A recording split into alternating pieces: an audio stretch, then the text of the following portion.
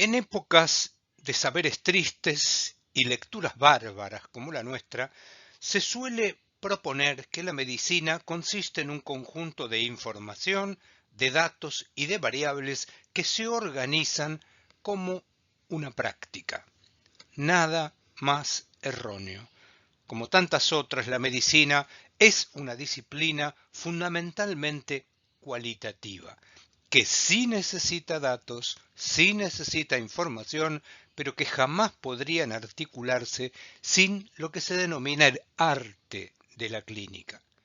Por otro lado, también se suele creer que leer consiste en decodificar. Nada más erróneo. Leer consiste en establecer vínculos entre la vida, la experiencia y los textos. Un ejercicio sumamente interesante suele ser el hacer dialogar libros entre sí.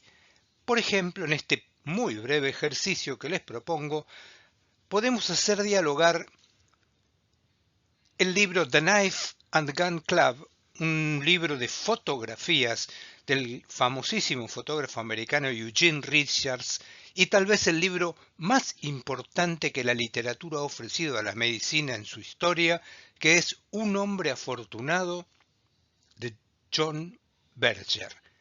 ¿Qué podrán decirse entre sí estos dos libros? Para quienes no los conozcan, voy a presentárselos primero, antes de hacerlos conversar.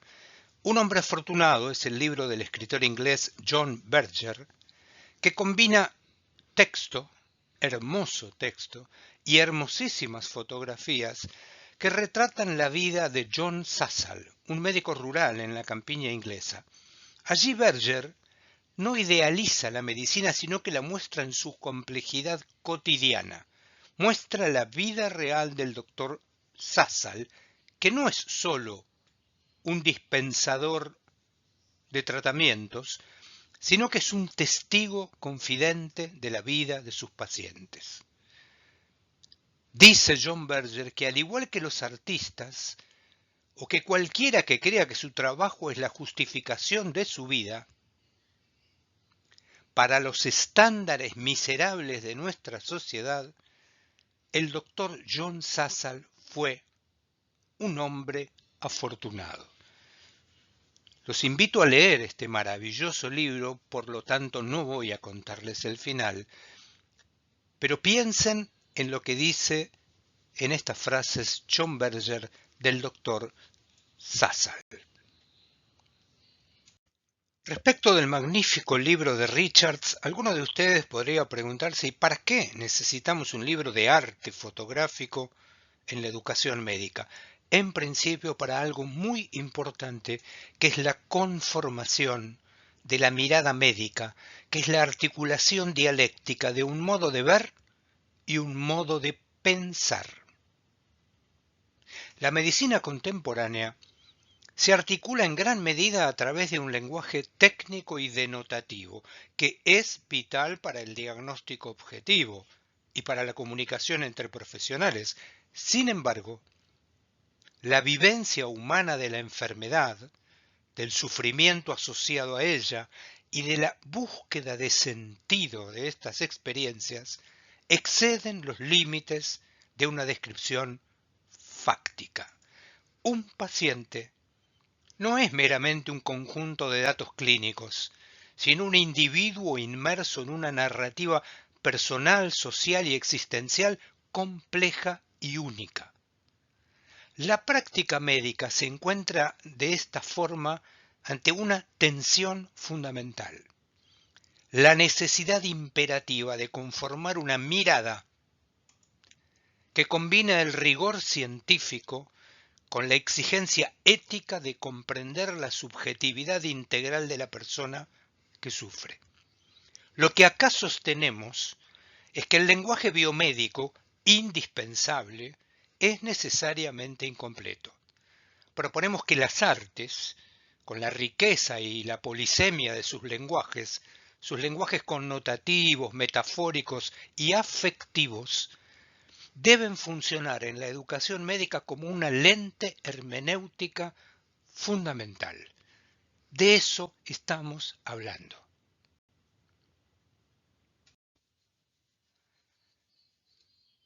El primero de estos libros, que como les acabo de decir es un libro de fotografías, tiene imágenes extraordinarias tomadas de la vida real en una sala de emergencias.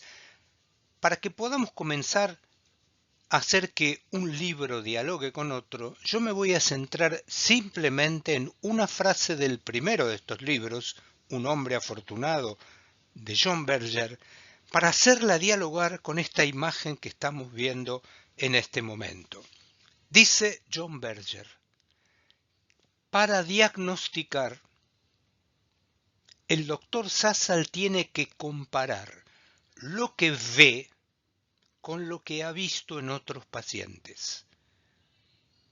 Pero también tiene que abandonar todas las ideas preconcebidas y mirar al paciente que tiene delante de los ojos como si nunca hubiera visto a un hombre enfermo.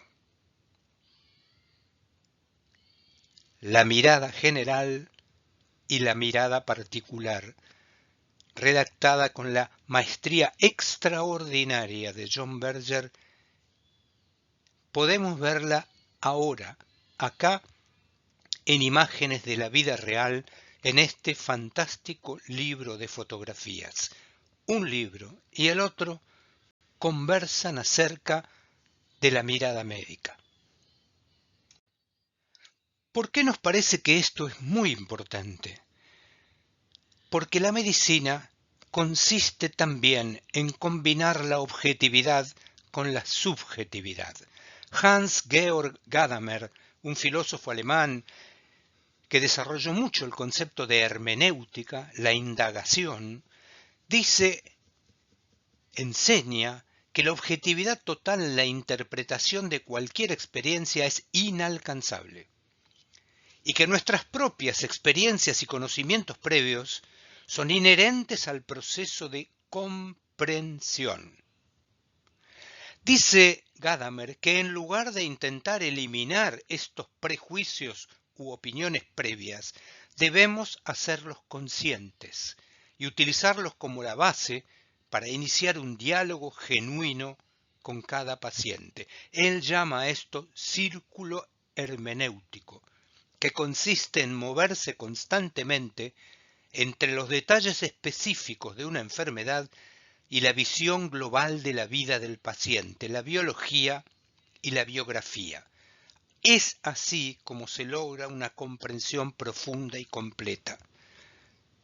Desde esta perspectiva hermenéutica de Gadamer, la práctica médica se considera una empresa hermenéutica en sí misma, donde los profesionales de la salud actúan como intérpretes de la enfermedad.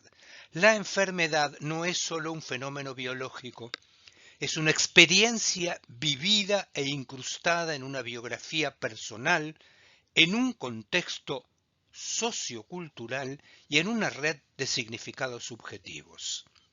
Es muy interesante vincular esta perspectiva hermenéutica con lo que se ha dado en llamar el eje nomotético y el eje ideográfico de cualquier exploración.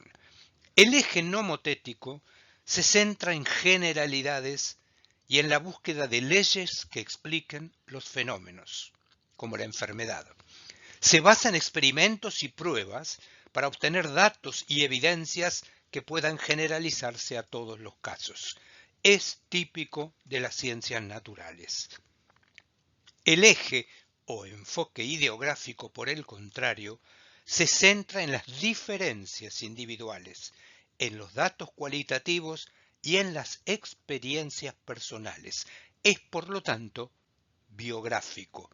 Se basa en el estudio del individuo, de la persona y no de los grupos.